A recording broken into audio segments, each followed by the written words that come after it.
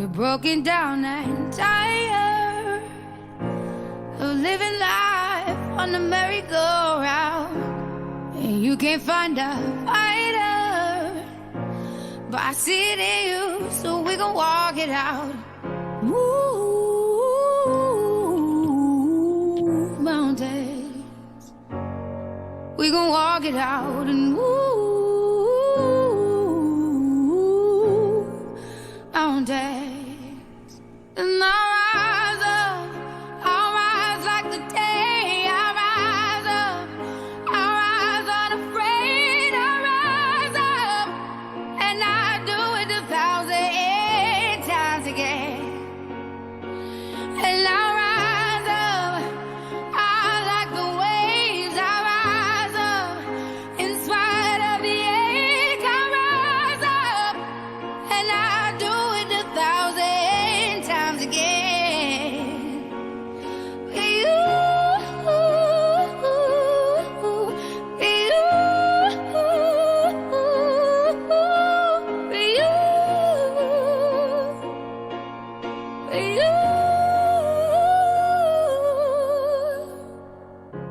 The silence isn't quiet, and it feels like it's getting hard to breathe. And I know you feel like dying, but I promise we'll take the world to its feet. Move mountains, bring it to its feet. Move mountains. And I'll rise up, I'll rise like the day. I'll rise up, I'll rise unafraid. I'll rise up, and I'll do it 1,000 times again.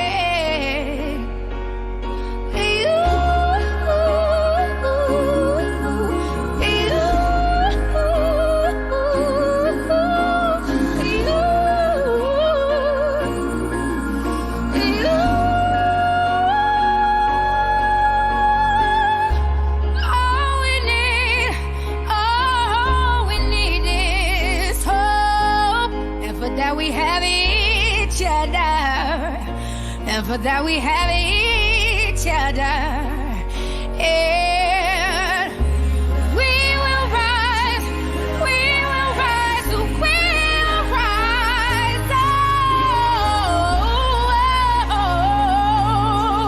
we'll rise. I'll rise up, rise like the day. I'll rise up, in spite of the ache.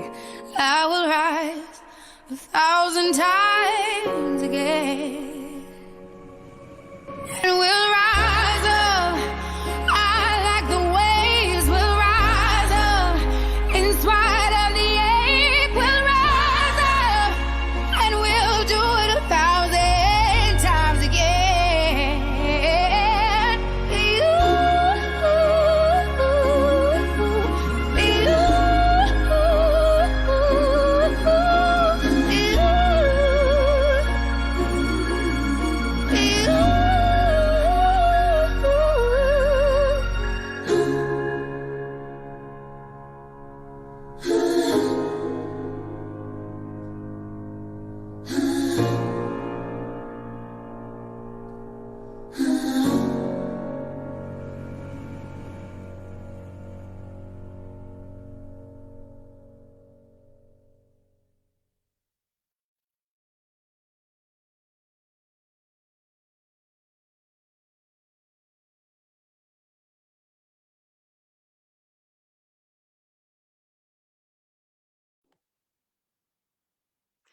Good afternoon.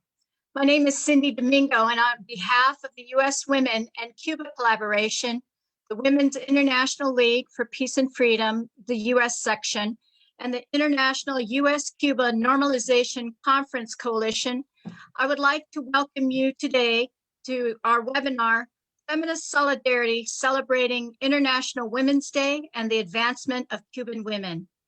And I am proud to say that I am involved in all three of those organizations, working hard to end the U.S. blockade against Cuba. First, I want to thank Deb Goldman and Moon Vasquez from the U.S. Women and Cuba Collaboration for the short video we just saw celebrating women all over the world for their just struggles for peace, equality, and the empowerment of women. I hope you recognize that song by Andra Day, Rise Up. Andra, who is an African-American singer and songwriter, wrote that song as an inspiration to people to overcome the barriers facing us and to move forward into a new, hopeful day. It became the song of the Black Lives Matter movement and was also the 2021 presidential inaugural March song last January. We are overjoyed to have the new Cuban ambassador here with us today, the first woman Cuban ambassador to the United States, the Honorable Lianys Torres Rivera. But before I go through the program, I want to say a few words about the main sponsors today. We have three main sponsors. The first one, U.S. Women and Cuba Collaboration, was created in the early 2000s with a specific mission to build a strong U.S. women's movement dedicated to ending the U.S. government blockade against Cuba and to creating mutually beneficial U.S.-Cuba relations. And we do that by bringing delegations of women to Cuba, bringing Cuban women to tour the United States so that they can speak for themselves, and conducting educational work on the impacts of the U.S. blockade on Cuban women and children and their families, as well as the impacts of the blockade on the U.S. peoples. WILF United States is part of an international organization that is over 100 years old, who has worked to build a broad women's movement and work for permanent peace. We have consistently stood opposed to the U.S. blockade. And in the United States, we have a Cuba and the Bolivarian Alliance Issues Committee that works to change U.S. foreign policy.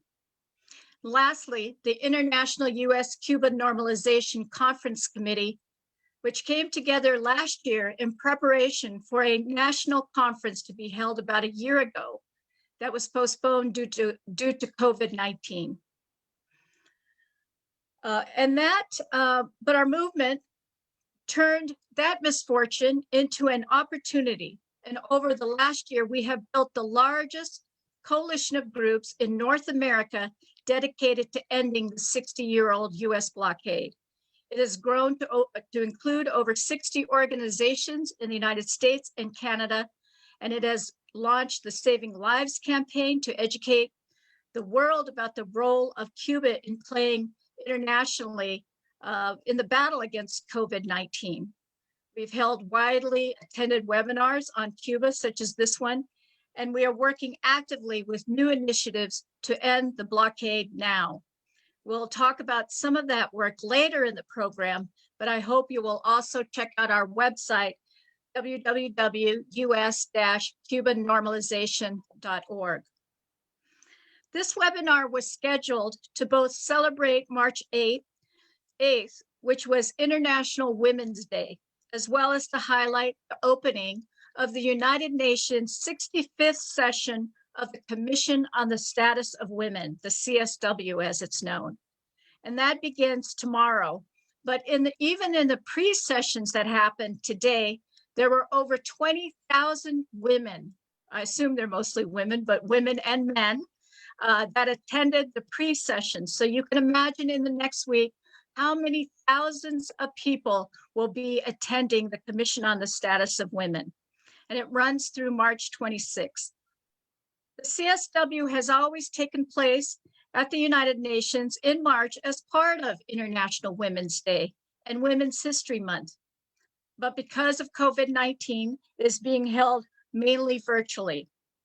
Every year, thousands of women from government bodies, NGOs, civil society organizations gather to assess the accomplishments and setbacks to what is known as the Beijing Platform for Action, or more widely known as the Global Women's Bill of Rights.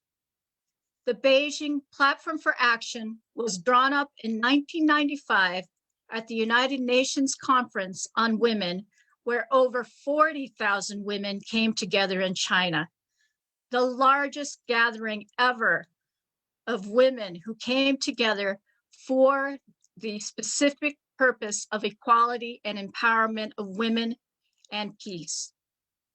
The CSW this year will be celebrating the 25th anniversary of the Beijing Platform for Action, which was actually supposed to happen last year, but because of COVID, it was canceled. Many of the members of the U.S. Women and Cuba Collaboration and WILF, and probably many women that are in attendance today on the webinar, were at that gathering in China, where the phrase, "women's rights are human rights," that was our banner. And it was a turning point in many of our own personal lives and in our commitment towards women's rights. The UN conference in Beijing became the galvanizing event for the global feminist movement. And I just want to say it was where I first met women from the Federation of Cuban Women and heard about the accomplishments of the Cuban women's movement, and made me even more determined to go to Cuba, which I did a couple of years later. This year's CSW takes place at a difficult time for women globally. No global crisis is gender neutral, and the global pandemic has had a disproportionate impact on women and girls, setting back the fight for gender equality as women face a higher rate of unemployment, displacement, and once again, laying the burden of taking care of the family, especially the elderly and children, and the sick, more so on women. And while this year's theme for the Commission on the Status of Women is women's full and effective participation and decision-making in public life, as well as the elimination of violence for achieving equality and the empowerment of women and girls, the level of violence that women and girls are now facing has only increased tremendously as domestic and sexual violence has increased globally, and violence that is a result of endless war, much of that because of our US's militaristic foreign policies that have not changed much yet under the Biden administration. But that is why we look to Cuba for hope, and as an example of what a women's rights agenda under a revolution can look like and what can be accomplished concretely for women, for girls, and for society as a whole. So for today's program, this is what the order is. We're going to have two messages from one from the Federation of Cuban Women and another from the Vancouver Communities in Solidarity with Cuba. We're going to have a video which will describe what the Beijing Platform for Action is. And then we will have a presentation by the Ambassador Lianys Torres Rivera, followed by a spoken word performance by Isabella Borgeson, and then the presentation by Kathryn Hall-Trujillo. And then we'll open it up for questions and answers.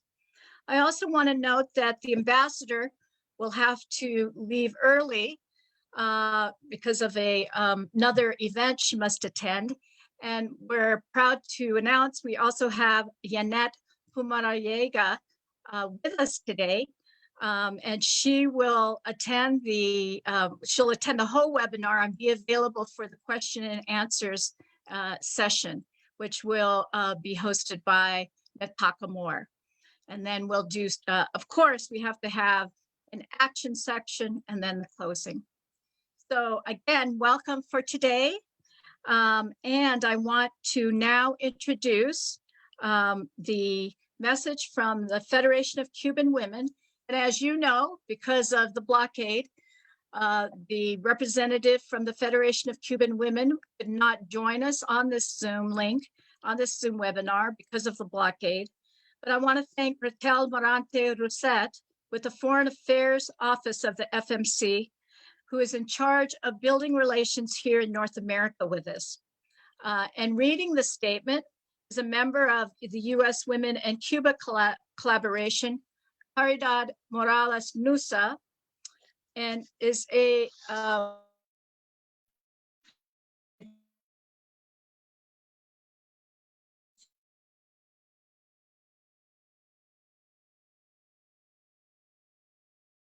introduce Caridad Morales Nusa, who has been an inspiration from the very moment I stepped on soil of Cuba. Caridad. Buenas tardes. Good afternoon, everybody. As Cindy said, my name is Caridad Morales Nusa. I am a Cuban who has lived out of Cuba for 2 decades now, but is still connected with Cuba. So I am an Spanish and ESL, English as a second language educator. And I have always been amazed by the students that I have had in my classes who have always praising the fact that in their country of origins, they were treated and educated in some different moments in their life and the life of their families by Cuban doctors and teachers. That is something that I have as part of my memories here in the United States. And as I grew up with the Cuban Women Federation organization, so I am honored to be able to read the congratulation message for International Women's Day. So the celebration of this March 8th has a special meaning for all those who fight for a world of peace, equality, and social justice. On this occasion, marked by the COVID-19 pandemic, which has taken the lives of thousands of people in the world. At this juncture, the Federation of Cuban Women sends its message to all women's organizations, feminists who advocate for achieving equal rights and for the elimination of discriminatory and patriarchal policies that impact their lives and our lives and those of their families and our families.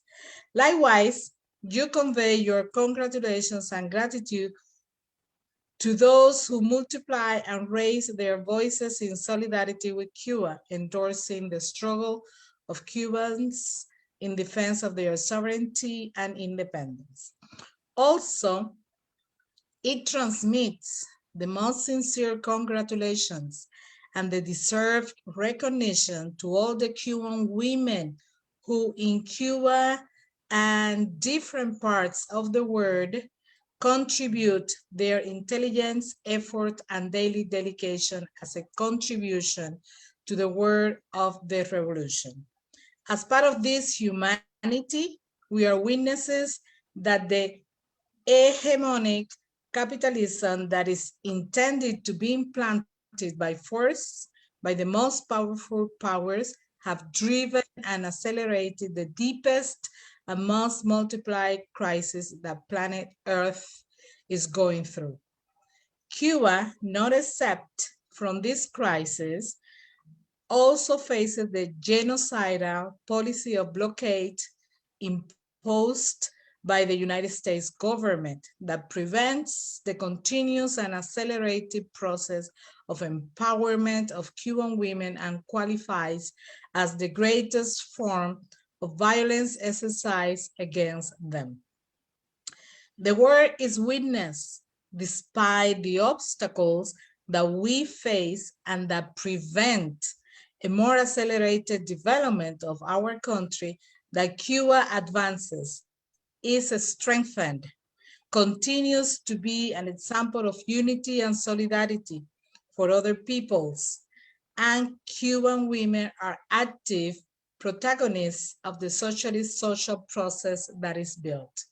For these reasons, and many others, on this day, which is of great significance, we reiterate our congratulations and appreciation to the Cuban women for their contribution and heroism shown to each task of the homeland, and to the women who in the world fight for a future better for everyone. Federation of Cuban Women, March 8, 2021. Peace. Thank you, Caridad. You're Our, welcome. our second statement will be delivered by Aza Rojbi, an organizer with the Vancouver Communities in Solidarity with Cuba and coordinator with the Friends of Cuba Against the U.S. Blockade. She's a North African queer, social justice, and anti-racist activist. Welcome, Aza. Thank you, gracias, Cindy, and thank you and welcome everybody. And thanks for inviting me here today. I join you from the traditional and unceded territories of the Musqueam, the Squamish, and the Tsleil-Waututh Nation, also known as Vancouver, Canada.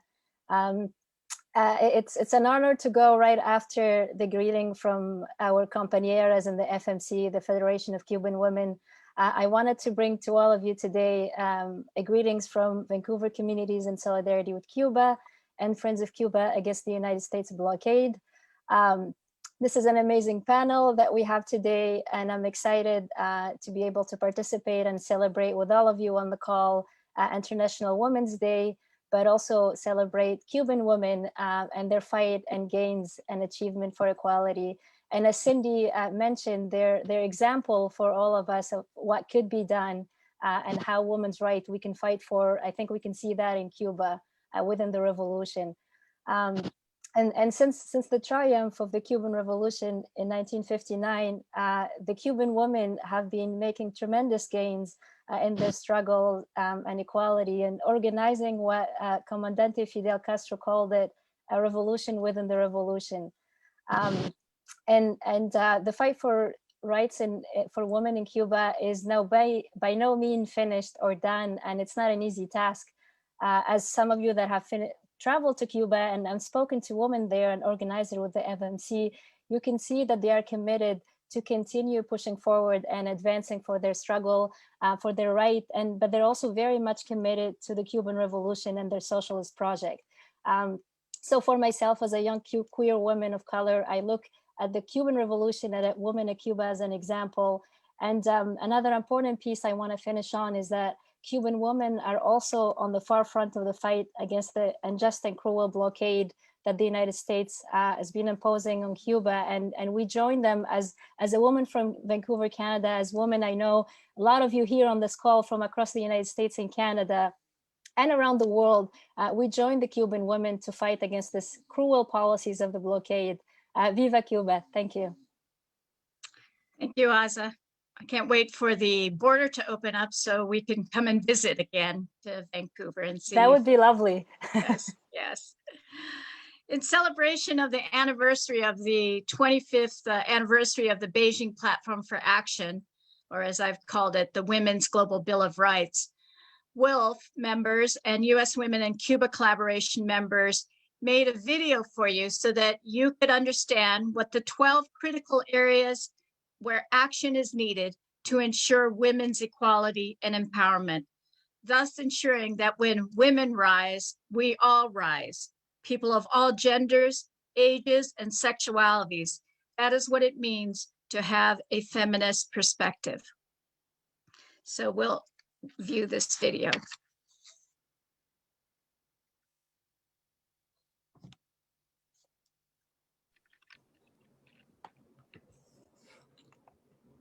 Women in Poverty is the Beijing platform concern that seeks to assure equitable life chances for those disproportionately impoverished on the basis of gender, and to assure that a gender perspective is mainstreamed in resource decisions of the world.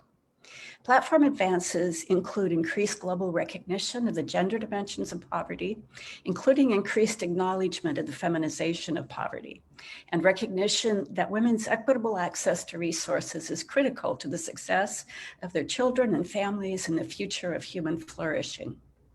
As an educator, mother, grandmother, as an elder, I celebrate the Beijing Platform for Action for its contributions these past 25 years to women's global solidarity and its partial progress toward realizing the human right of all genders to freedom from poverty. Education and training of women. Article 1 of the Universal Declaration of Human Rights states, quote, "All human beings are born free and equal in dignity and rights," end quote. According to the Beijing Platform for Action, education is a human right and an essential tool for achieving the goals of equality, development, and peace. It is rightly said, if you educate a man, you educate an individual. But if you educate a woman, you educate a nation. Education is an integral part of every individual's life. But when girls are educated, countries become stronger and more prosperous. Research has shown that educating girls, in particular, has a multiplier effect. Educated girls are more likely to marry later and have fewer children, who in turn will be more likely to survive and be better nourished and educated. Educated women are more productive at home and better paid in the workplace and more able to participate in social, economic, and political decision-making. For these reasons, we should advocate for the education and uplift of all girls and women around the world. Women in Health. The Beijing Platform for Action on Women's Health called for the realization of women's right to the highest attainable standard of physical and mental health. It emphasized that the gender, as well as other inequalities based on ethnicity, class, and geographic location, were important barriers for the achievement of women's health. As a women's health nurse practitioner, I've seen a negative impact over the last few decades of our increasingly for-profit US healthcare system on recognizing and lifting these barriers. The COVID-19 pandemic underscores society's reliance on women, both on the front line and at home, while simultaneously exposing structural inequalities across every sphere. Responding to the pandemic is not just about rectifying longstanding inequalities, but also about building a resilient world in the interest of everyone, with women at the center of recovery. Violence against women and girls is a critical area of concern that profoundly limits, if not kills, the dreams and real achievement of equality, development, and peace. Violence against women and girls creates harmful, long-lasting impacts from the social control of gendered and other forms of violence. Ending and preventing violence matters because we deserve to live in freedom and mutually to develop our talents, contributions, love whom we wish, be healthy and able to care for ourselves, families, and communities, ultimately advancing our women's human rights. When women are equal members and interconnected in our relationships and the world, there is no limit to what can be achieved for humanity and the planet. Women and armed conflict. In nearly every region in our world, women bear the brunt of armed conflict. In a world of continuing instability and violence, the implementation of cooperative approaches to peace and security is urgently needed. The equal access and full participation of women in power structures and their full involvement in all efforts for the prevention and resolution of conflicts are essential for the maintenance and promotion of peace and security. Although women have begun to play an important role in conflict resolution, peacekeeping, and foreign affairs mechanisms, they are still underrepresented in decision-making positions. If women are to play an equal part in securing and maintaining peace, they must be empowered politically and economically and represented at all levels of decision-making. Women and the economy. Women in most parts of the world continue to bear the brunt of the systemic inequalities of racial capitalism, with social and economic structures that are anti-poor, racist, and unjust. In rural communities, traditional land use and production was often controlled by women before conquest and colonialism. It's important to distinguish traditional patterns from post-colonial ones. In capitalism, the work of maintaining a family, unpaid women's work, has little value as it makes nothing to sell. But in fact, the care of a family is productive, valuable, and essential. Worldwide, more than half of all women are in the wage economy, making about 30% less than men do for the same work. but women cannot get the same work. When I left high school, the two jobs I most wanted, firefighter and carpenter, were barred to women. In law, this is no longer true, but in reality it is, and women are usually effectively excluded from higher levels of authority and pay. Another critical area the Beijing platform flagged is women in power and decision-making. Although the percentage of women in parliament has nearly doubled in the last 20 years, women still only make up 22% of parliament and UN member states. We need to drastically increase those numbers because women hold up half the sky. We need to ensure that women from all walks of life have decision-making power. As a Black woman, mother, daughter, community member, holder of half the sky, I know that when women are in decision-making roles, the health of all, I'm going to say it again, the health of all people are improved. Poverty is reduced, economies thrive, and women and girls get to deeply and passionately, with vitality, live their very best lives without the threat to their human rights. That is a world I want to live in. It's a world, frankly, we all deserve to live in. The institutional advancement of women. This critical area of concern will ensure the underlying structures and processes of decision-making on resources, equity, inclusion, fairness, and representation are strong, so that women and girls' human rights are destined to be enjoyed by all. The creation of and the related implementation mechanisms ranging from policies, training, new leadership models, budgets, diverse participation are foundational and must be valued and shared so that all can benefit. Imagine a world where gender-sensitive national budgets prioritizing books and not bombs, political representation achieving parity with 50% or more diverse women, national and local commissions on the status of women, women's banks, and recognition that real commitments to human rights require resources to be achievable. Literacy is one of the key determining factors in women's life expectancy, following closely behind access to clean drinking water. Literacy is a critical tool for women to access full information about their rights and to defend and advance those rights. Cuba has one of the world's most successful massive literacy programs, and the majority of both teachers and students were women. They taught 700,000 people to read and write in 1 year, and from there built a methodology that has now been used in over 30 countries and multiple languages around the world, benefiting principally women and girls. I am addressing the strategic objective of women and the media to achieve equality, peace, and development.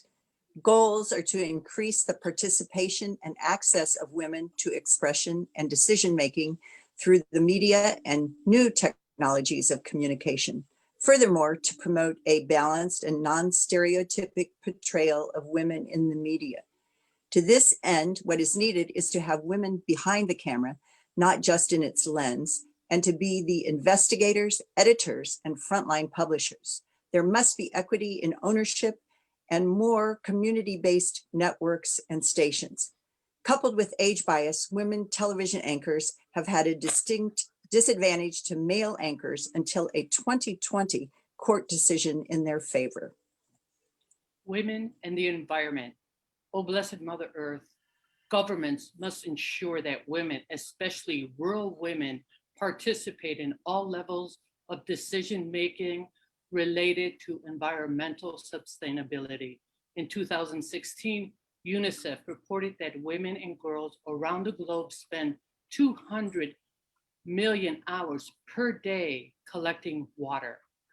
Berta Cáceres Flores, an indigenous grassroots environmental justice activist who created the National Council of Popular and Indigenous Organizations in Honduras, fought courageously against illegal, harmful mining, logging, and dam construction that cut off water, food, and medicines to the indigenous Blanca people. Working for this Beijing platform issue, she was murdered in 2016, sparking international outrage. We must honor Berta Cáceres by working to hold Mother Earth and her environment sacred. The girl child. The final Beijing platform area of concern is the girl child. In 1995, this was the first global policy document that included a focus on female children and their right to be protected from violence, discrimination, and harmful practices. Though the process is threatened by the COVID pandemic, UNESCO reported significant global advancement in the education of girls, especially in the least developed countries.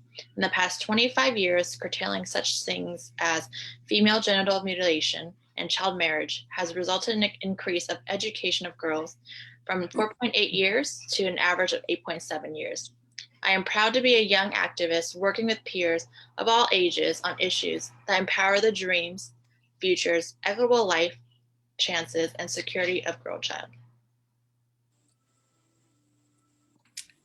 Happy International Women's Day. Woo!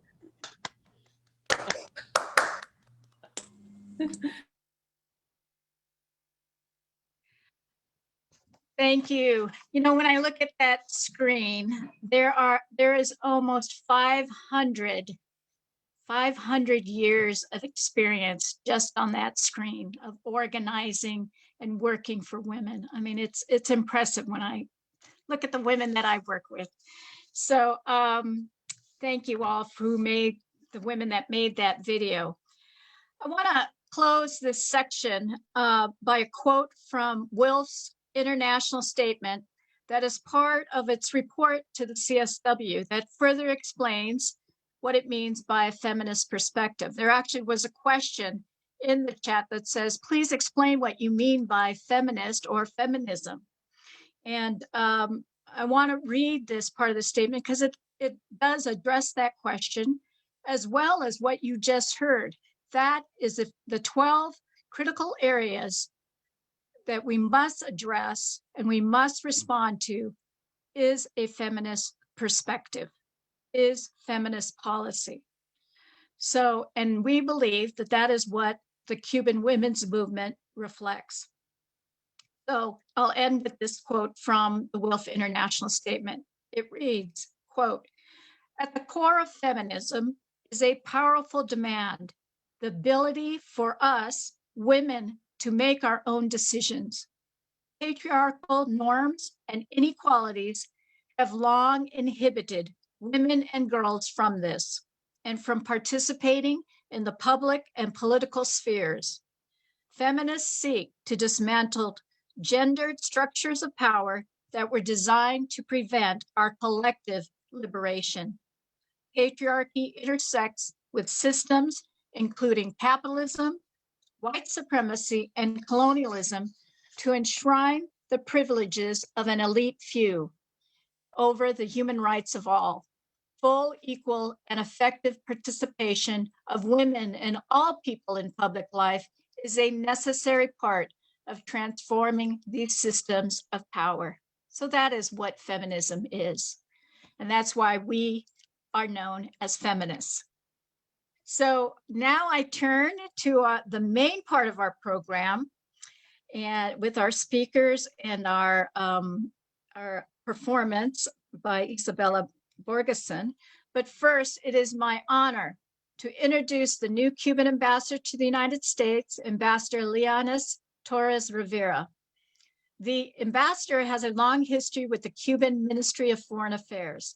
A graduate of the University of Havana, Ambassador Torres has served in the North American Division and the U.S. Division of the Ministry of Foreign Affairs in various capacities. He has also served as third secretary in the Denmark Cuban Embassy, first secretary in the Malaysian Cuban Embassy, and finally comes to us more recently serving as the Cuban ambassador to Vietnam. From 2015 to 2017, the ambassador was part of the Cuban delegation that met with the U.S. government authorities to discuss the reestablishment of diplomatic relations and the reopening of embassies in both countries She was also part of the Cuba-U.S. Bilateral Commission, the Cuba-U.S. Bilateral Economic Dialogue, as well as other Cuba-U.S. bilateral dialogues on regulatory issues, human rights, traffic in persons, the establishment of direct postal services, renewable energy, and banking issues. And she also has time to be married and have 2 daughters. So welcome, Ambassador. Well, thank you. Good afternoon, everyone. Thank you for the invitation to join this webinar. I feel very honored to be here with you today. Well, Cuba has achieved remarkable, as you were saying, results in terms of gender equality during the last 62 years. Since the revolution was born, Cuba women had the opportunity to actively participate in the construction of its project of equality and social justice. Among the main and most recent achievement, for example, we could mention the approval of the new Constitution of the Republic, which expands and strengthens the protection of the rights of all citizens, particularly women and girls. For our government, it has been a priority to update the regulatory framework around all these issues.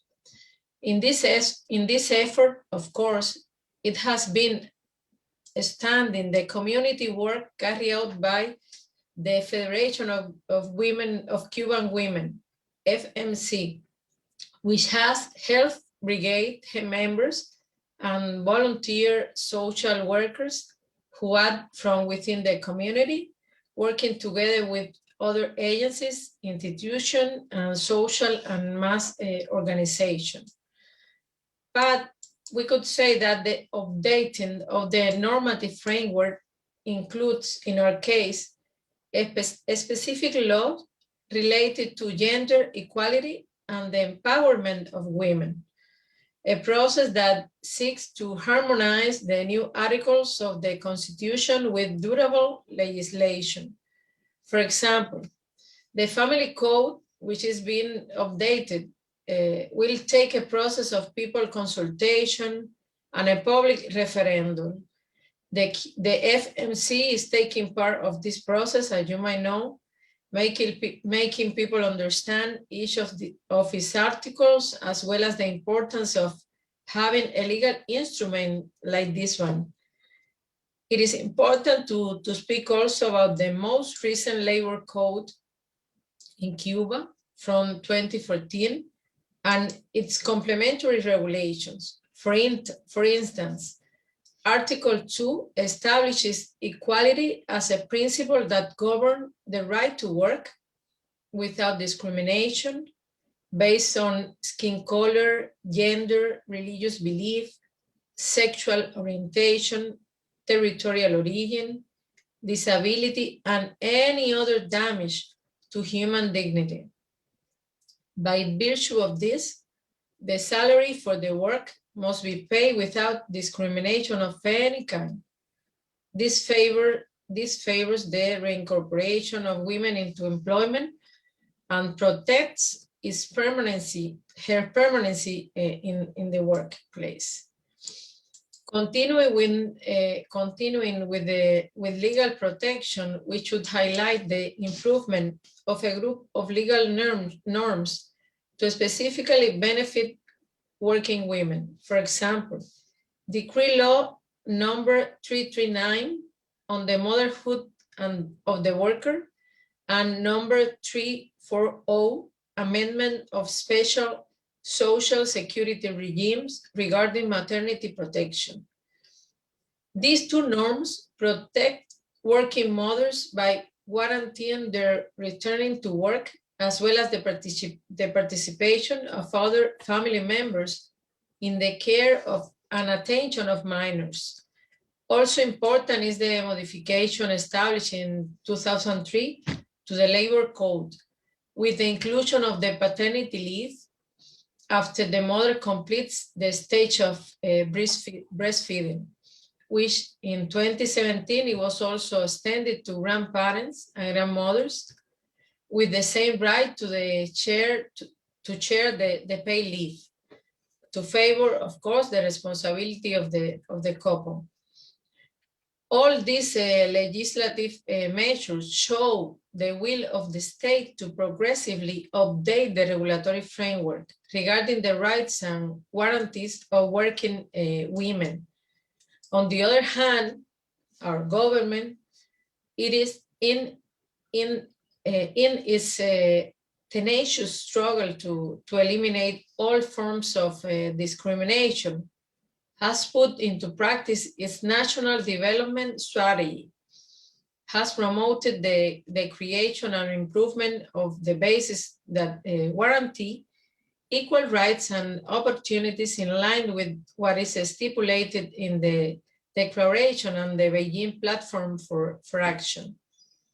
Its application has been materialized with measures and strategies, and more clearly with the implementation of the National Action Plan of the Republic of Cuba for the follow-up to the 4th UN World Conference on Women, approved by an agreement of the Council of State, which expresses the commitment and the will to assume the responsibility for the implementation of policies aimed at the advancement of women and gender equality.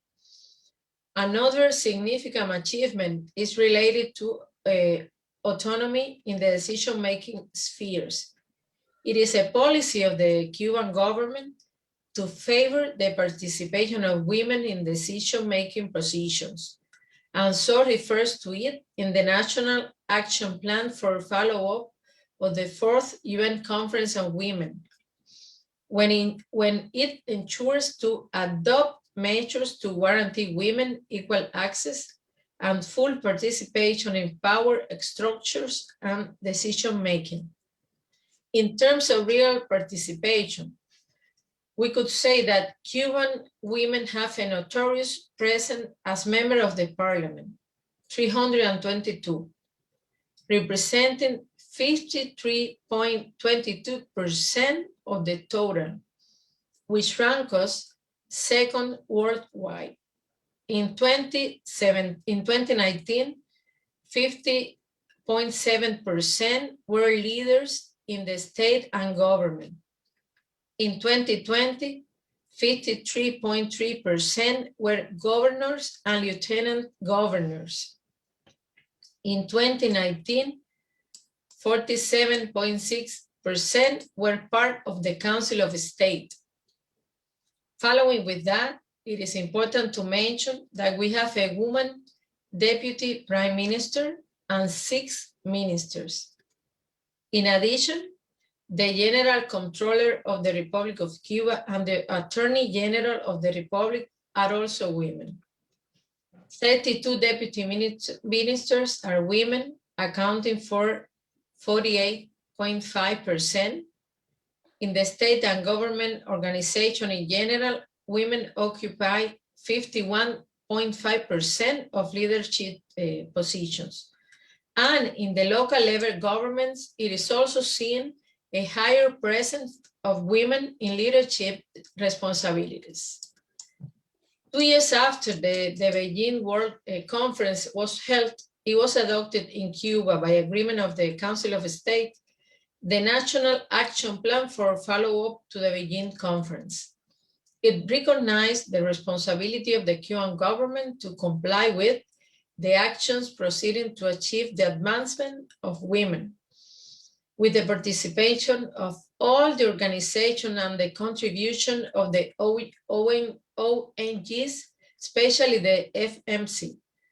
The plan includes 90 measures that the central state administration bodies and other entities must comply with to ensure the social advancement of the Cuban women.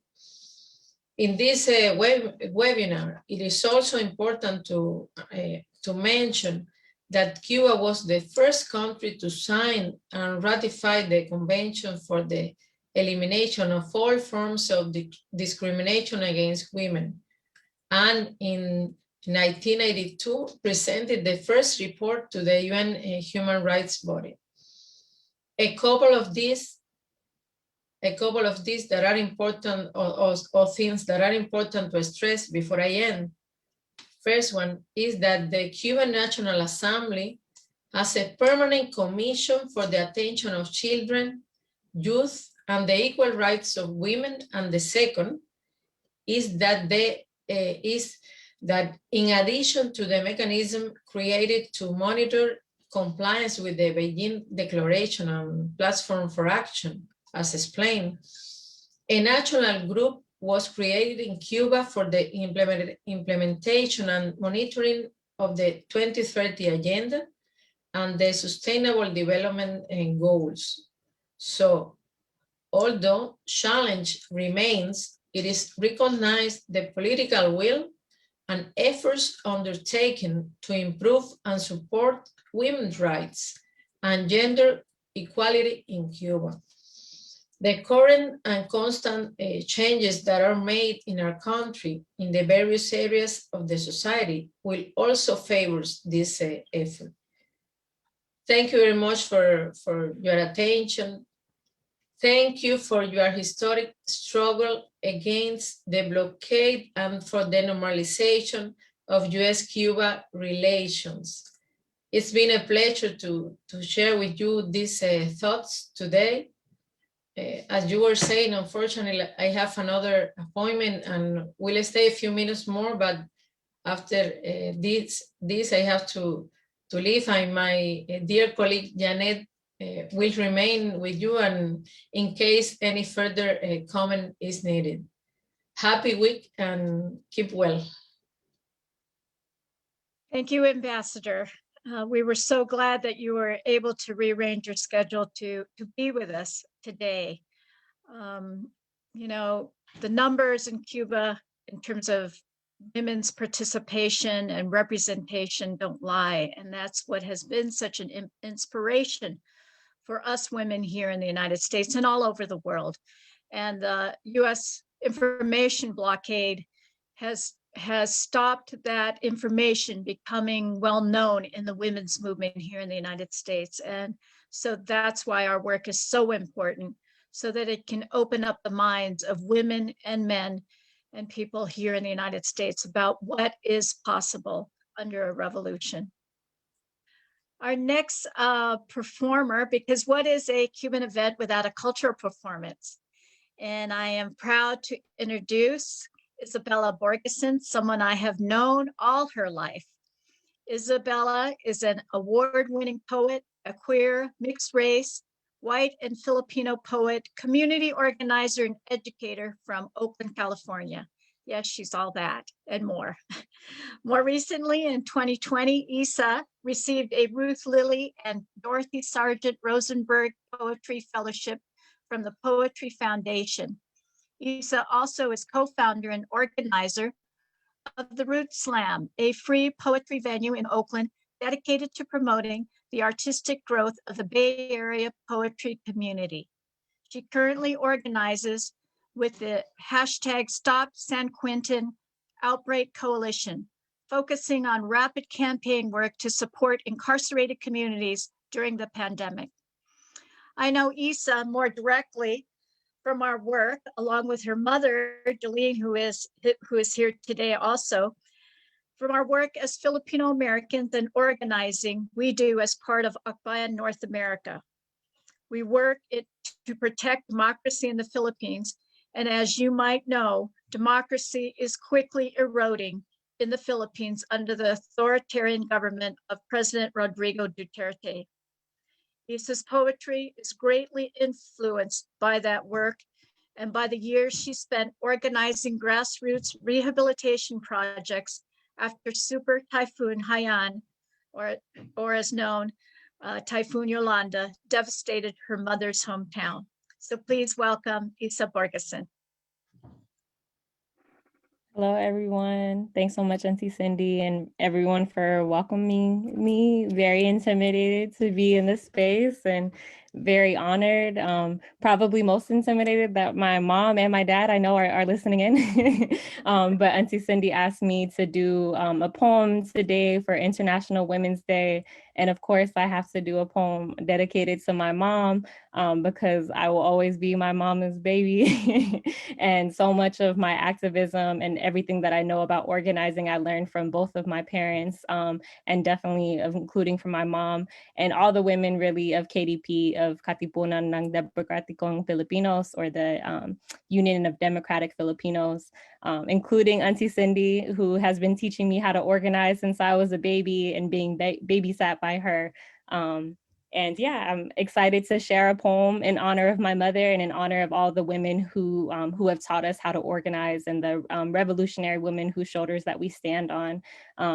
My mom a few years ago gifted me one of my favorite novels by Merlinda Bobis called Fish Hair Woman. And the novel is set in the late 1980s. It's like a fictional story, but very much grounded in the truth of the Marcos dictatorship, and features a mystical main character who goes into the river, and her hair grows long with the history and mourning of her people. And she is able to gather the dead from the river in her town when her hair grows 12 meters long from all of the history and pain, and she's able to provide healing to her town. So I wanted to do a poem dedicated to my mom that I rewrote that story where my mom is the main fictional character fighting against the impact of global warming and the impact of climate change on her homeland, and her protection of the peoples of Leyte, the peoples of Tanawan, and what it means to be fighting for women's rights as a climate justice and as an environmental solidarity movement work. So the poem just starts with a really quick quote from the book, and it's called Fish Hair Woman, and it's after Merlinda Bobis again. And the quote says, "Every time I remembered anything that unsettled my heart, my hair grew one handspan." And I think so much of that just reminds me of all the women organizers that taught me, all the aunties that transnationally that taught me how to love and taught me how to organize with my heart first and in relationship with my community worldwide. My teenage mama grows her hair to the backs of her ankles. Her strands are so long they dance with the full moon. Split ends sweep the concrete roads clean. She unbraids her hair into black fish hooks that retrieve seashells, burned copra coconut husks, banana leaves from the mud of Sabang, and her hair is a net again, pulling yellowed moons from the mouth of our river. Maybe they are the drowned or the drowning. Maybe they are the children picked up by the wind. Their throats are the most glorious necklace of barnacles, the hair on their stomachs curled as the rambutan shell, eyes closed and unplucked. A miracle it is to bury our dead whole. Bent into nautilus, my mama sings a whisper just for me. Hinigugma, beloved, hold the corpse's feet to your head and ask them to remember. She chants, and her hair grows long as her dreams, before she knew of any cold country or white man's teeth. Each strand pushing from scalp plants kogon grass into our mangroves. When the bottom of the ocean finally dances across our street, its water licking at our hips, lay me back into a meadow of cicadas and wild bamboo. Remember, there are no arcs coming for our people. My mama let her hair down, and the stomp of its weight is a gecko's song. The only protection spell surrounding our village, the only protection spell we could ever need. With the whip of a stingray's tail, she says, Idai, follow the sound of the river home, until the sea is no longer a well of our town's blood, until the sea is a dance remembered.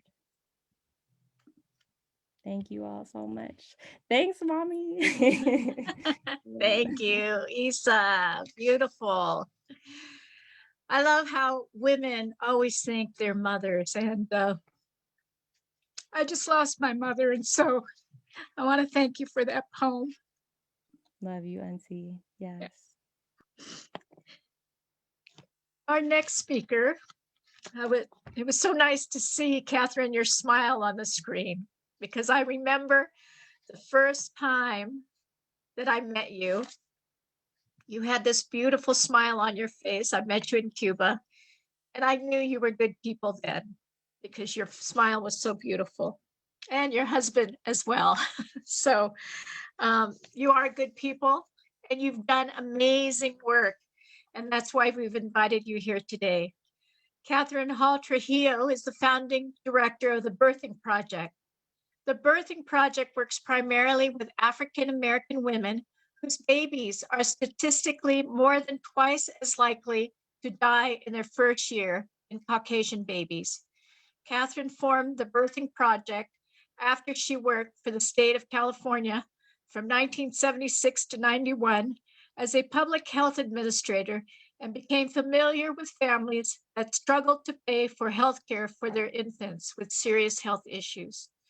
When Kathryn realized that pregnancy care for expectant mothers would cost less than 0.01% of the funds used to stabilize a sick infant, she founded the Birthing Project that builds a social support system that will allow Black women to support each other for healthier babies and healthier lives.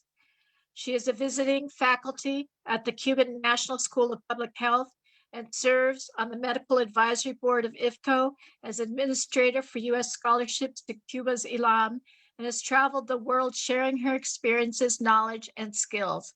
And she has had a long working relationship with U.S. Women and Cuba collaboration. So thank you, Kathryn. Please join us and please give your presentation. Thank you. Cindy, I know those tears because ironically, I also lost my mom in the last month. And I think that one of the wonderful things about being a woman is that we get to utilize all of the aspects of our lives, and we can't really separate our brain from our heart.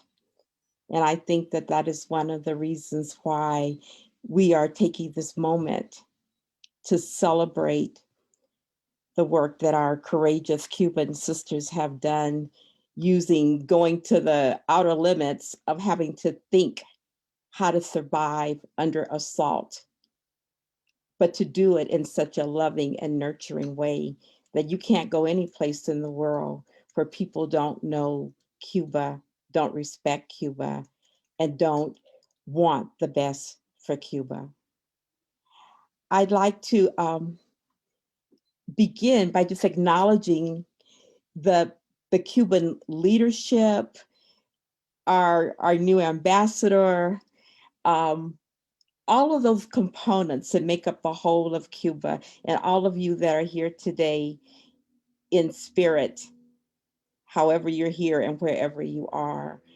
And for some reason, this is one of the most important moments of my life, because Cuba has given me something that enabled me to continue at a point when I felt that I just could not go on. My first visit to Cuba, I didn't know very much about Cuba, but I came as a part of a grandparents group that was invited by Elion Gonzalez's grandparents and hosted by Bilmer Spring, so that grandparents in the US could see how children lived in Cuba. And I so much wanted to go, not knowing much about Cuba at all, but my grandmother's heart was so touched by the way that Elian's grandmothers were treated when they came to the US. All I could feel was that I would do the same thing. I would go to hell and back to get my grandchild. And the way that they were disrespected, and the way that those universal feelings of caring for someone and wanting the best for someone was not honored. All I wanted to do was to go and apologize on behalf of grandparents. So I could say that one of those moments that meant so much to me was that I was chosen to be the one to apologize to those grandparents on behalf of US grandparents. I did not know at that moment the impact that Cuba was going to have on my life. I didn't know anything about Cuba, but I know that the week before I got on a plane and headed for Cuba, I had literally been fighting with policemen in a county building as they were grabbing a baby off a mother's breast to be taking that baby into Children's Protective Services.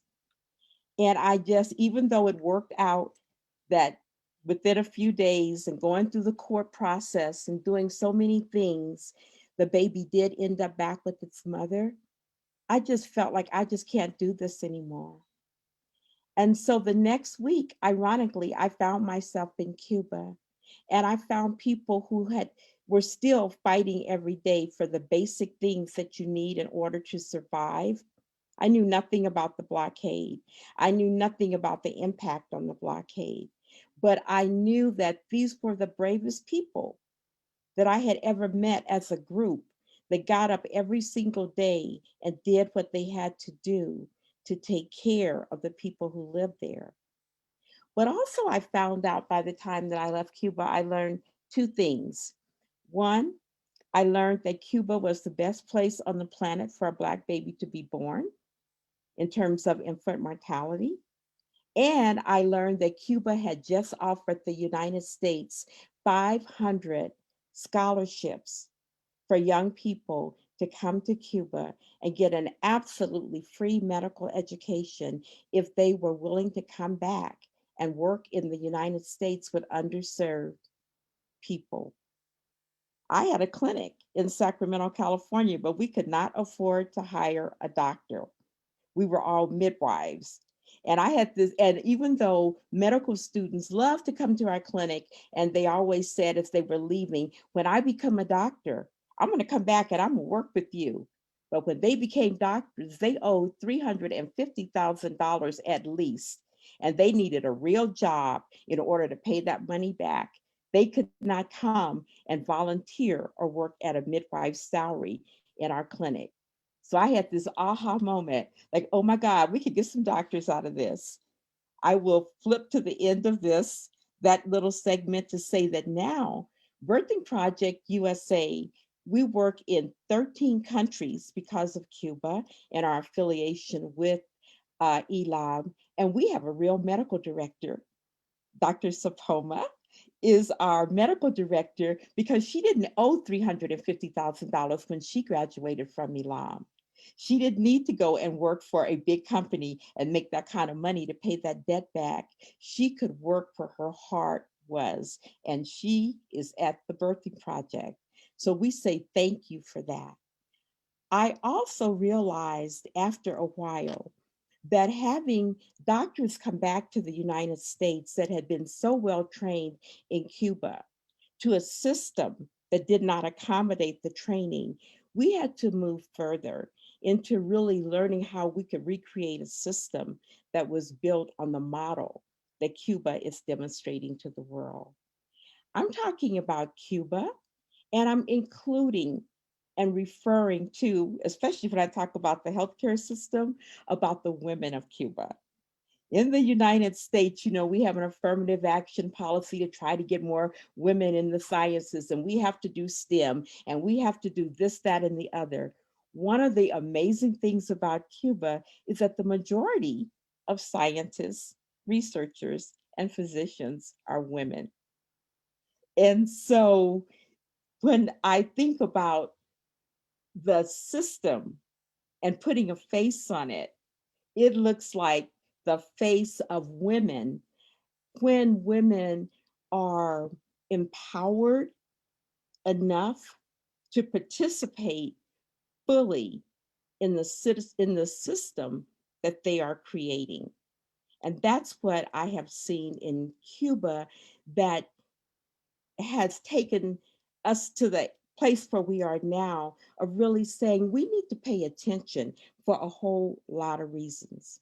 My heart is no longer broken. I'm not sitting under a tree crying because of the way that we were welcomed into Cuba. And I have to say Reverend Lucius Walker's name right now, because being a part of Pastors for Peace gave us an opportunity that we were also, as we embraced Cuba, Cuba embraced us and taught us the behind the scenes of what it's like to run a country, what it's like to deal with a group of people that also come from the same place as the US in terms of our history of slavery, of our history of colonialism, of the impact of capitalism, and how do we actually change a system so that we're not just keep putting a Band-Aid on something, but actually creating something and birthing something that works for all of us. I don't feel, and I don't think that many people feel who've come with me to Cuba on the almost 100 delegations, or maybe 100 delegations or groups that have come to learn about Cuba. I've never been a tourist in Cuba. Every day that I have been in Cuba, I have been inspired and encouraged because I'm able to get up and work with people who are building a better world.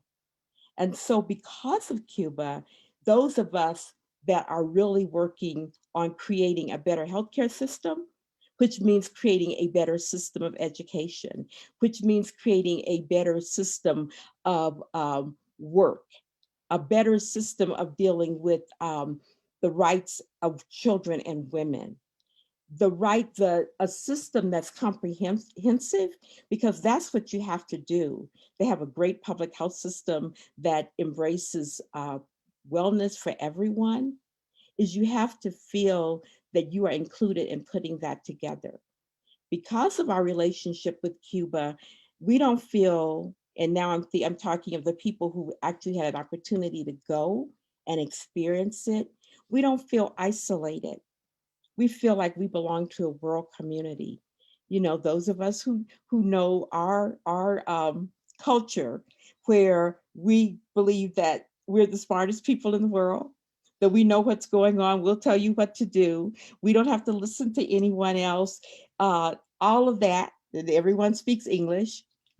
We are learning that we are part of a global community, that there is something called PAHO, that there's regional stuff, there's global stuff, there's something called UNICEF, that we can be a part of a community that is working with other communities around the world to literally figure out what is best, not only for us individually and collectively, but for the whole planet.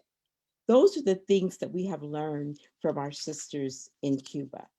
So now, as we're talking about the pandemic and what should we do about the pandemic, as if the disparities have just happened, as if we have just figured out that there's bad water in Flint, Michigan, and bad water in Sunflower, Mississippi, as people all over the world have these issues of disparity, we need to look to what Cuba is already modeling. I always have to confirm that Cuba has the same population as New York and Los Angeles combined.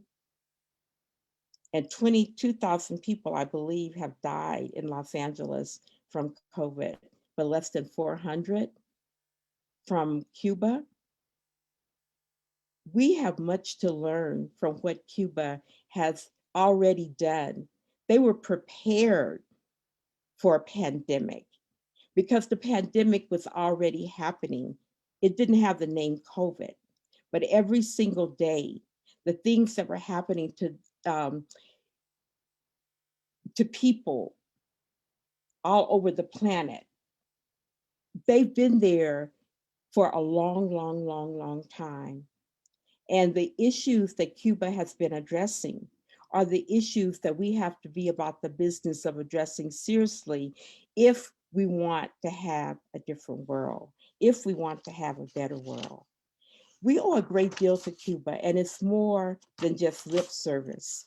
We need to really make sure that we are sharing that Cuba understands and models how to be a global citizen that supports the well-being of all humanity.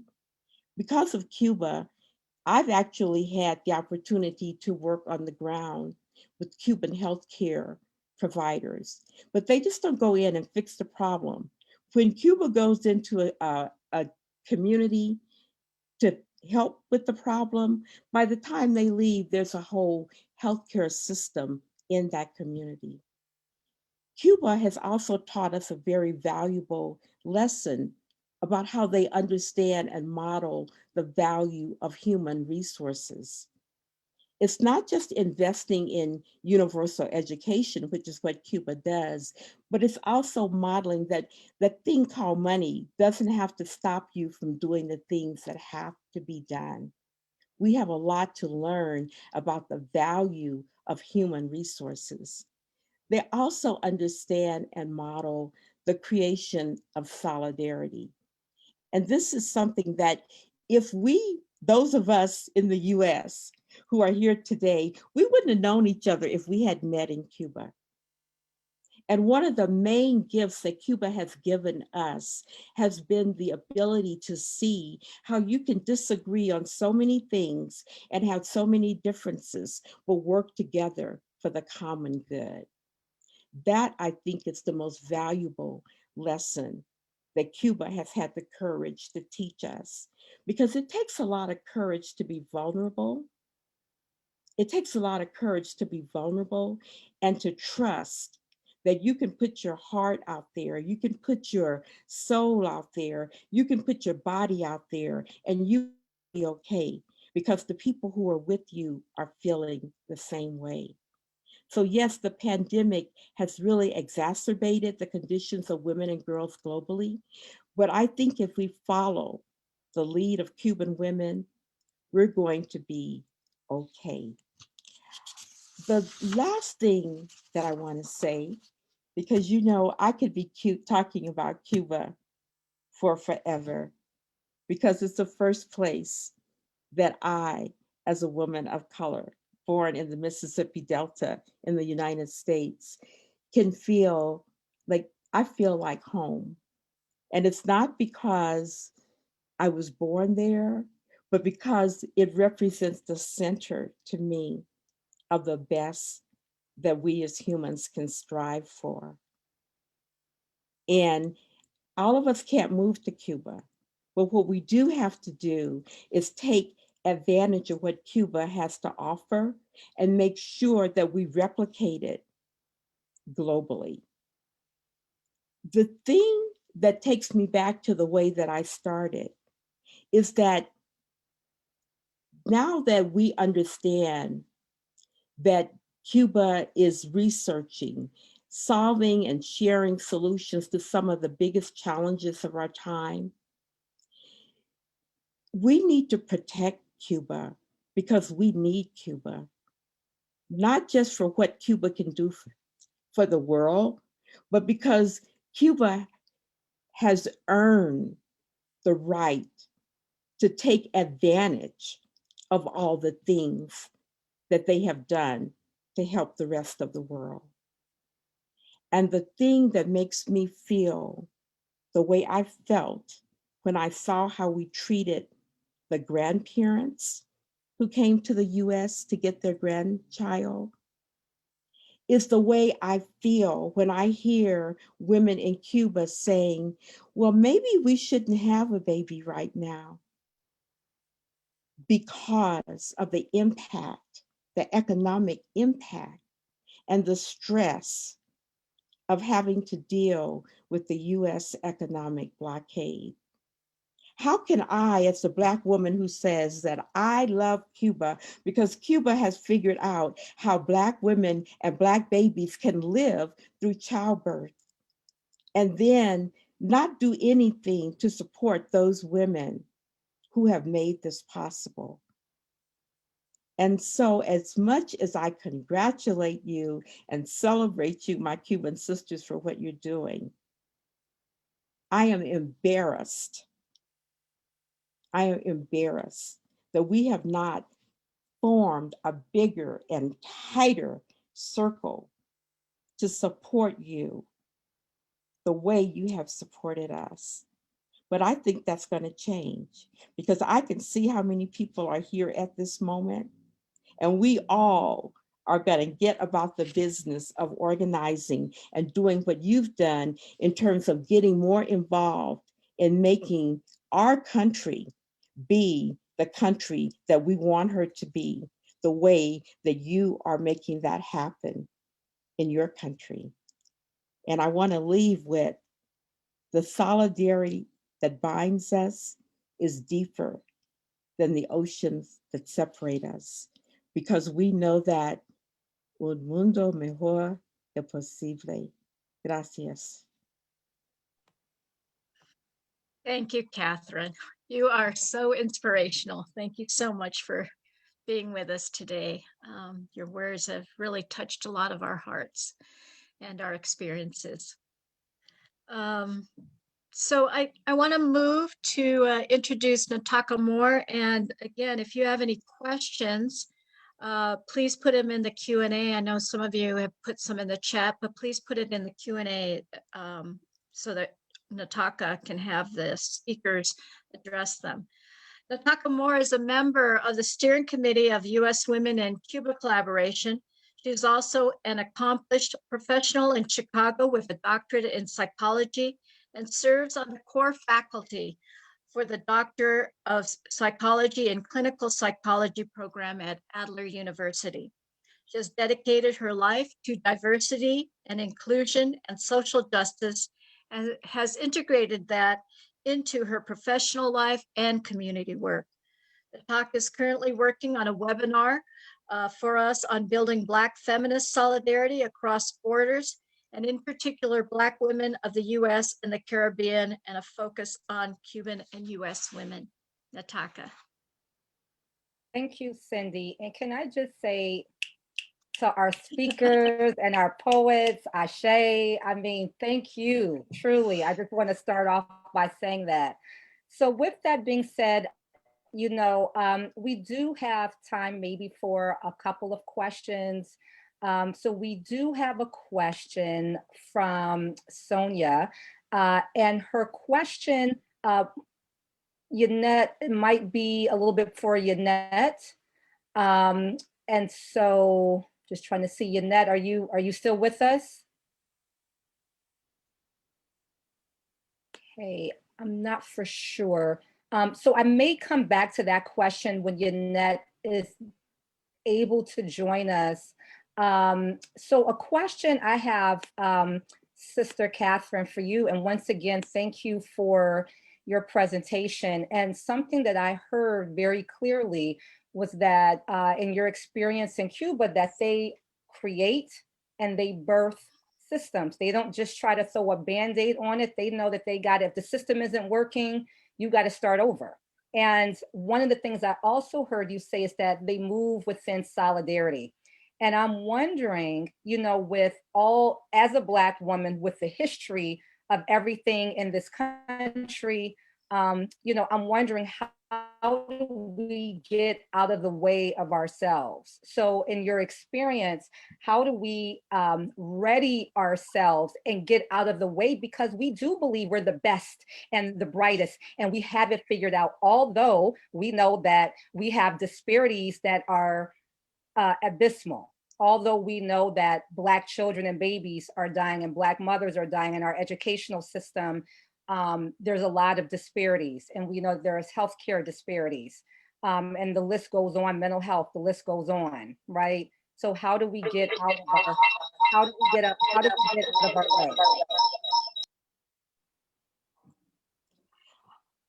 way? Or any suggestions? I mean, that's a big question, but any thoughts about that? Yes, actually, I think that's one of the biggest, challenges we have. And I have a very good friend there. In fact, the first friend I had, that was Dr. Norma Gilliard. And I have learned, and so Norma and I are about the same age.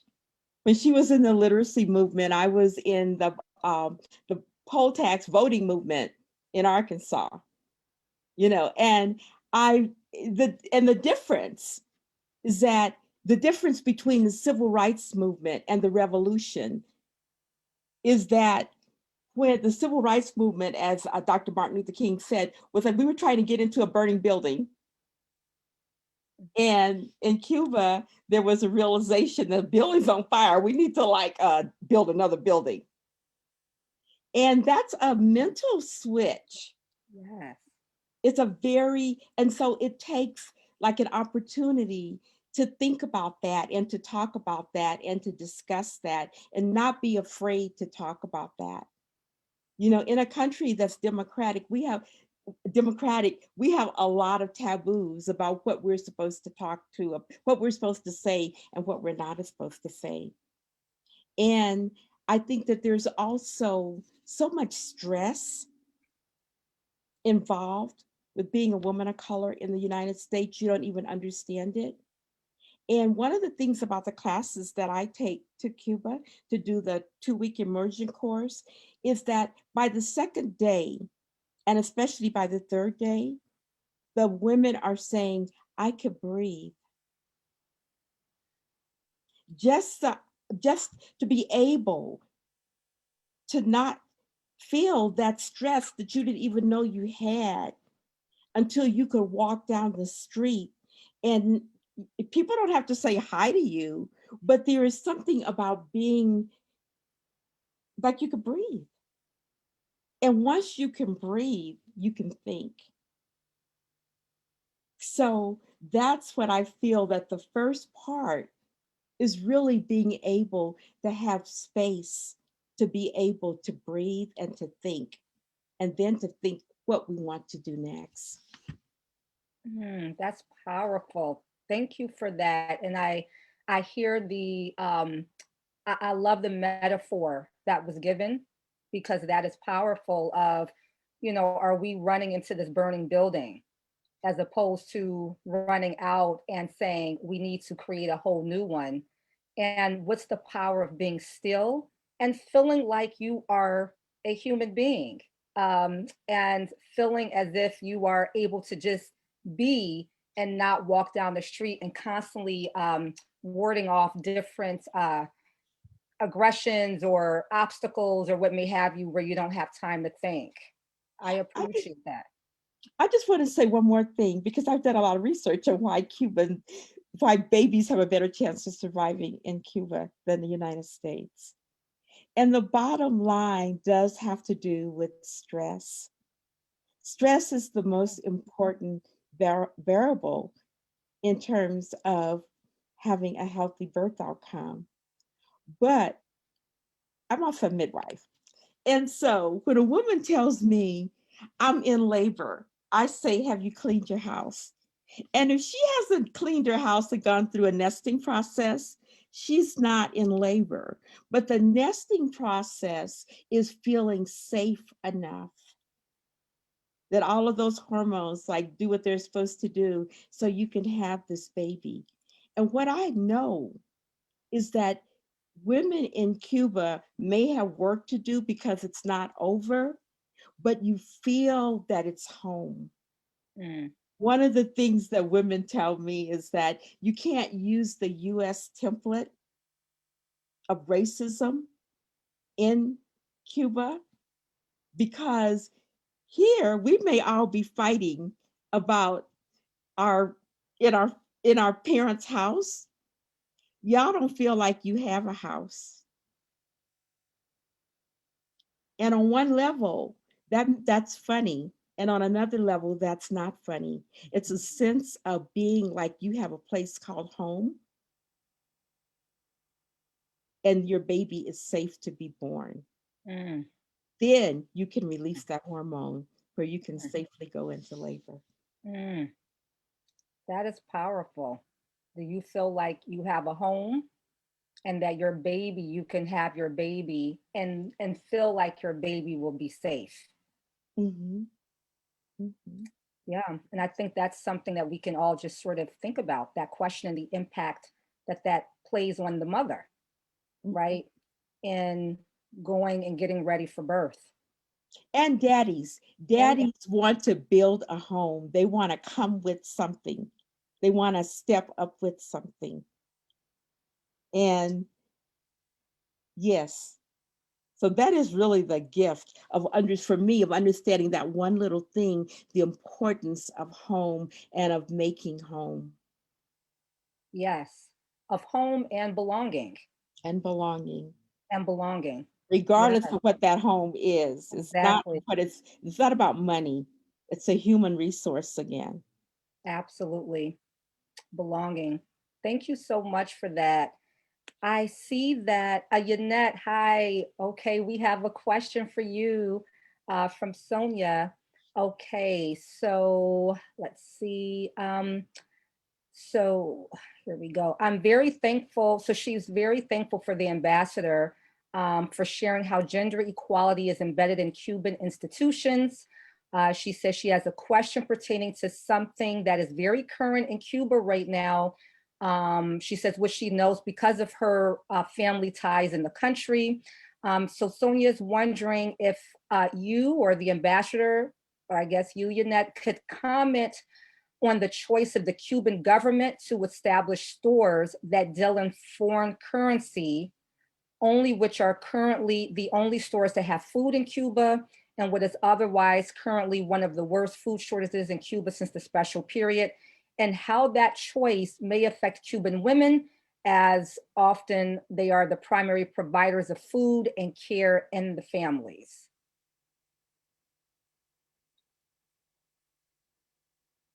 Do you hear me?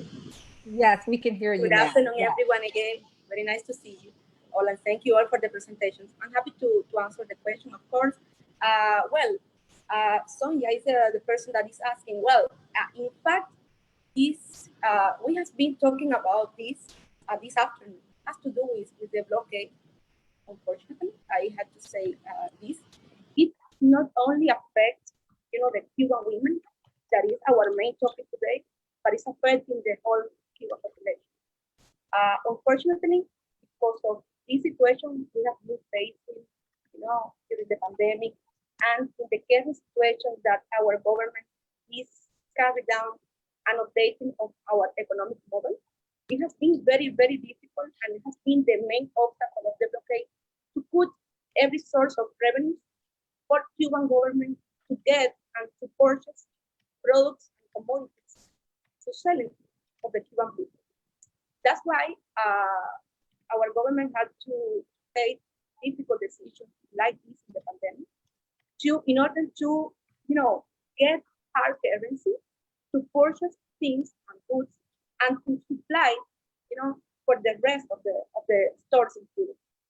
Those that are selling in hard currency, of course, are not the most of the stores in Cuba, but it's an important, measure that have been had to take during the current situation of the pandemic, the enforcement of the blockade situation, in order to get products to supply to the Cuban people for the other stores. Being a difficult situation, we have been familiar with that. We are struggling still with this. We are very appreciative of your struggle and fight against this kind of measures against Cuba, but it's like that. Wow, thank you so much, Sister Yanette, for that response. And thank you for highlighting once again that, due to this blockade, we're talking about food security, and everyone has the right to food security. And we see the impact of the blockade on Cuban people. Thank you for answering that question. I know that we're a little bit over. I'm hoping maybe, because we're having some questions come in, I'm hoping that maybe we can ask maybe one more question, because I know that we have to close it out, and we appreciate everyone for staying on. So one of the questions that we have, it looks like from Ken, is, Sister Kathryn and Lynette, maybe from both of your experiences and how you may want to answer this, but how is Cuba dealing with machismo and women of color? I myself, or do you want me to ask that? It's open for both of you to answer it. Yes. Well, as Ambassador Torres was highlighting, several of the achievements that has been, made in Cuba on this fight for the gender equality. There are still at the level of the society some type of, stereotypes, probably some type of subjectivity. People that are, believing that because they are men, they are more right, of the women. But there have been in Cuba several efforts in order to, create a consciousness that both are equal. I can tell you, for example, in the universities, there has been built for years what we call women's conference lecture. It's like a hall, we say in Cuba, cathedral, to tackle about the Cuban efforts in this fight and the rights of the Cuban women. Also, along the system of education in Cuba are including some lectures, some researchers about the equal gender in Cuba, so that the child, since early on, can understand and can create conscience on how Cuban, women and men have the same rights. There has been several efforts carried out also by the Cuban Federation of Women. There has been made along many years community-based work in order to create this conscience as well. Has been several prevention campaigns. Also, Cuba has joined international efforts in order to advertise, posts and several campaigns in order to deal with this and to create this consciousness. Even though the Cuban government has a clear, political will to solve this situation in Cuba, of course, there are some subjectivities, some stereotypes, and has been dealing with this as well.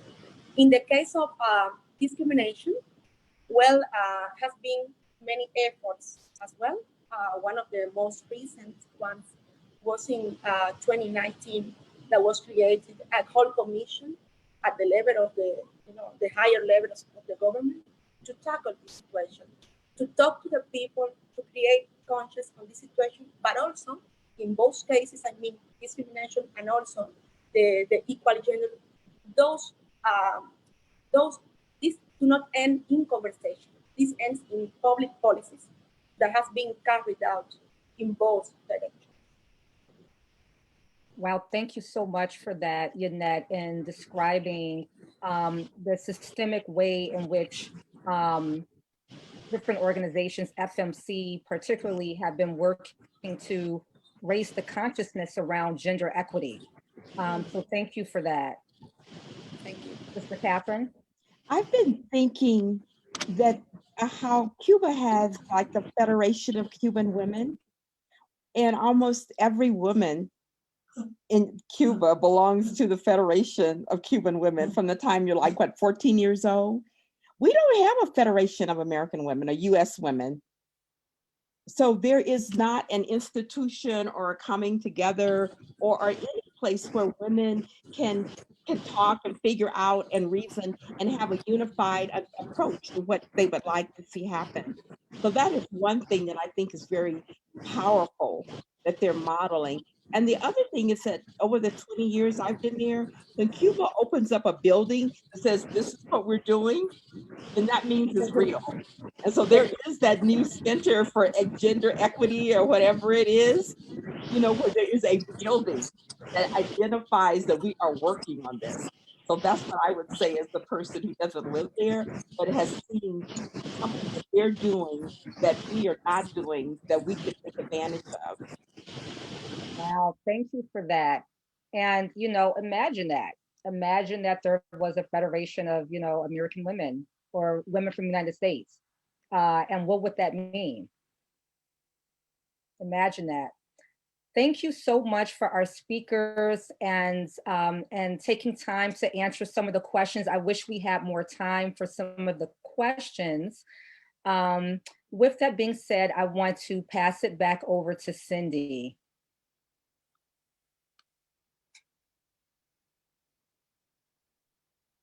Thank you, Nataka, and thank you, Kathryn and Yanette, for answering the questions. I know we always run short in terms of Q&A, and there's some really great questions in the box. So maybe we can have another webinar. There's lots to talk about in terms of issues in Cuba and women here in the United States and how to organize to lift the blockade. So I want to just, before we close, you know, what can we do as a movement here in the United States? And so, you know, I just briefly want to say the U.S. Women in Cuba collaboration will be working on a campaign focused on changing U.S. foreign policy, more notably to change it to a U.S. feminist foreign policy. And that's a campaign that is being launched by the National Organization of Women, in particular, the NOW Global Feminist National Committee, that Jan Strout is a co-chair of, and Kulika, who are both on this webinar and have been participating in the U.S. Women in Cuba collaboration in the organizing of this webinar, as well as Code Pink. And, you know, in the next week, as part of the CSW, a feminist foreign policy is being widely talked about all around the world. And we in the United States are just catching up in terms of what would that look like and how do we as a movement here, a women's movement here, a peace movement here, work towards that feminist foreign policy. So I think Jan Stroud had posted some information there. She might repost it again about how you can get involved, or you can contact U.S. Women in Cuba collaboration. So I am looking for the slide about the Wyden bill. So if we could post that.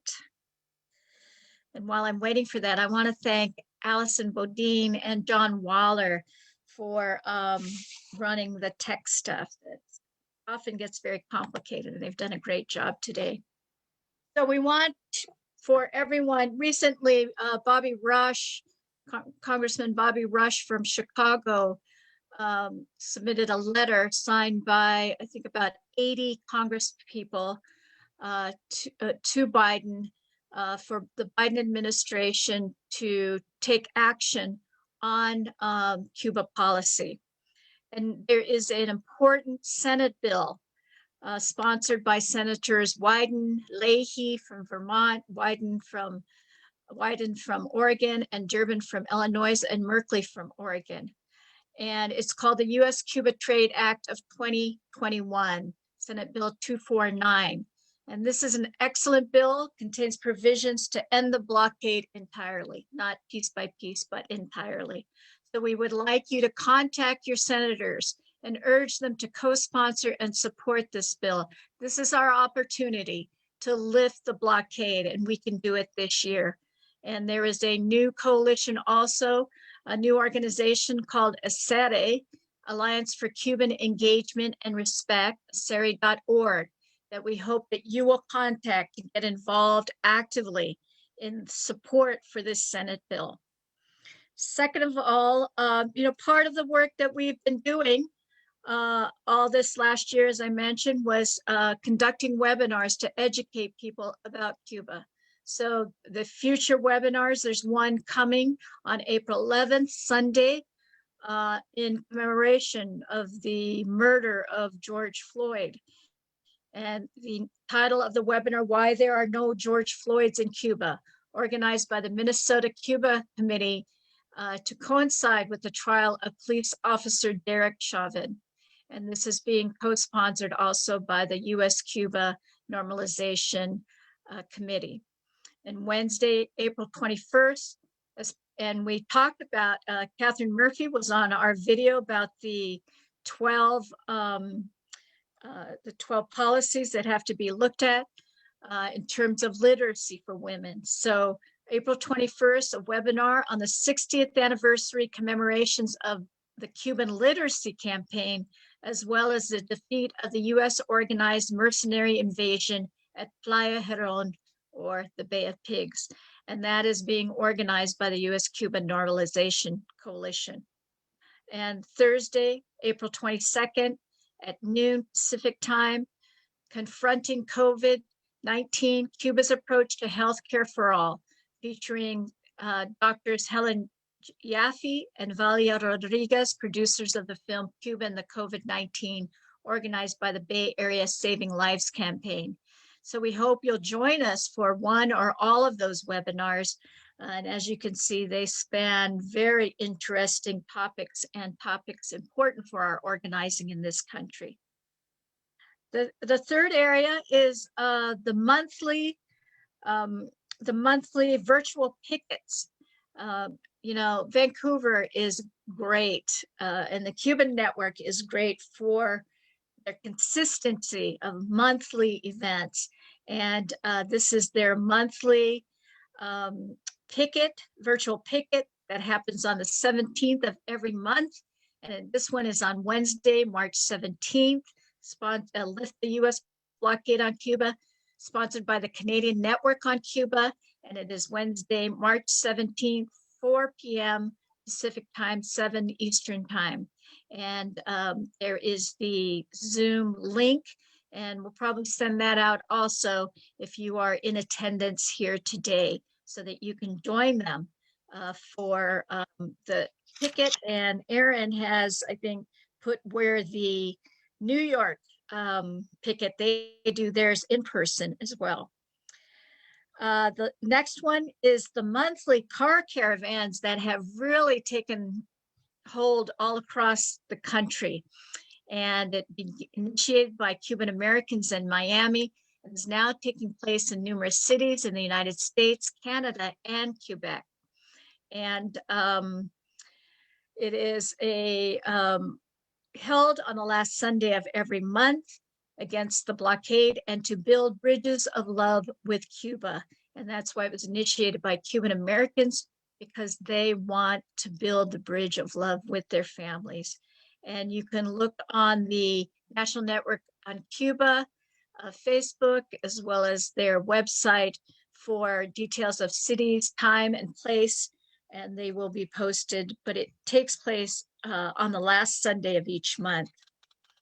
And then lastly, for further information, this is the websites and where you can find more information on all of the organizations, the sponsoring organizations, U.S. Women in Cuba Collaboration, WILF, the Normalization Saving Lives campaign, and the lead national organizations in the campaign against the blockade. I want to also just thank the other co-sponsors, NOW's Global Feminism National Committee, Code Pink, LILO, A Legacy of Equality and Organizing, Galentine Valley, Friends of Cuba, Birthing Project USA, Cuba Amistad, International Committee for Peace, Justice, and Dignity, and the Canadian Network on Cuba. So thank you all for today. Thank you to all the speakers, and especially Yanet Pumariaga and the ambassador for joining us. And Isa, of course, love you, Isa, and I'll take you to Cuba one day. And Kathryn, wonderful to see you. Aza, Caridad, thank you all for joining us today, and Nataka, my sister. So thank you, and we'll be doing a follow-up with the link for this webinar so that you can share it with other people. And please spread the word. We've covered a lot of important information here today. And love you all, and happy International Women's Day, and onward with the Global Women's Bill of Rights. Thank you all. Hi, Cindy. Love you. Cindy, thank you. Welcome. You all.